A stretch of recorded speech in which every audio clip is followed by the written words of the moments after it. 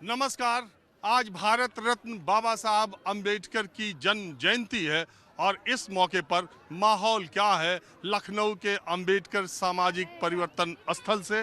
पहले आप यहाँ का माहौल देखिए। देश की 20% आबादी जो दलितों की है वो बाबा साहब अंबेडकर की जयंती को किसी पर्व से कम नहीं मनाती।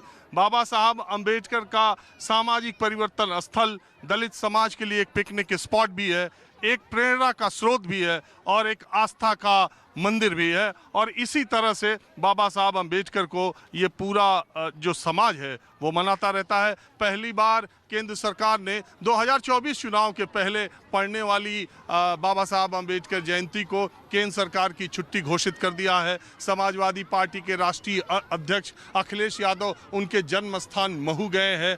भारतीय जनता पार्टी की मध्य प्रदेश सरकार, जहां 6 महीने बाद चुनाव होना है, उसने बाबा साहब से जुड़े 5 स्थलों को एक तीर्थ यात्रा के पैकेज के रूप में अनाउंस कर दिया है। कांग्रेस पार्टी ने संविधान बचाओ रैली उनके जन्मदिन के मौके पर आज हरियाणा में मनाई।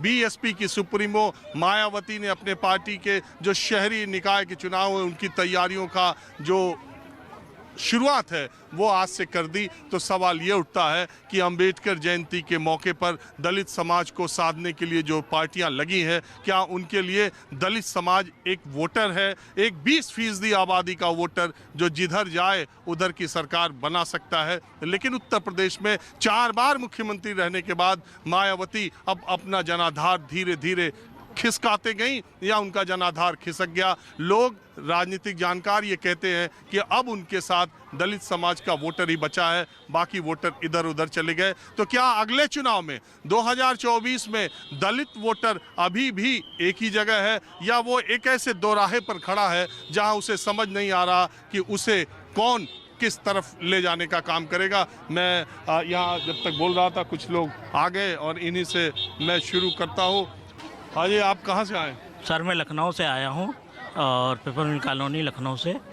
और आज जैसा कि बाबा साहब की जयंती है और बड़े ही धूमधाम से मनाई जाती है। दलित समाज किधर है?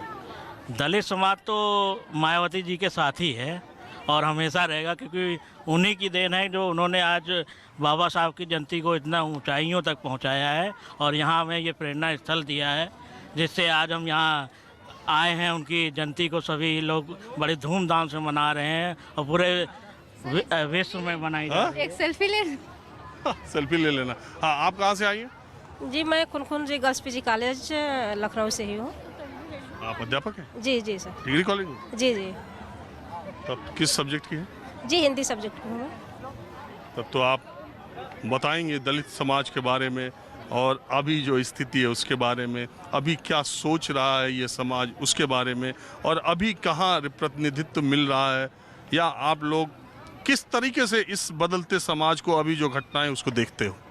जी, हम लोग अभी तो हमारे समाज के लोग जागरूक हो रहे हैं। डॉक्टर भीमराव अंबेडकर के विचारों को जीने की कोशिश कर रहे हैं और डॉक्टर भीमराव अंबेडकर ने इस समाज में सिर्फ दलित समाज को ही नहीं कुछ किया, बल्कि नारी समाज, पिछड़े समाज और दबे कुचले हर इंसान के लिए संविधान के वो निर्माता के तौर पे उनको देखा जाता है। ये तो पूरे भारत के लिए। लेकिन क्या हुआ ऐसा कि अभी मैं ये बात कहूँ तो शायद बहुत लोगों को ठीक न लगे, लेकिन अगर मैं इस पूरे प्रांगण में सर्च करने लगूं तो 99.9% दलित समाज के लोग होंगे। जी जी सर, क्योंकि ये सच्चाई है कि नहीं? जी सर, यहाँ एक सच्चाई है, क्योंकि अंबेडकर जी के विचारों को जीने के लिए दलितों के अंदर एक आत्मविश्वास जागृत होता है।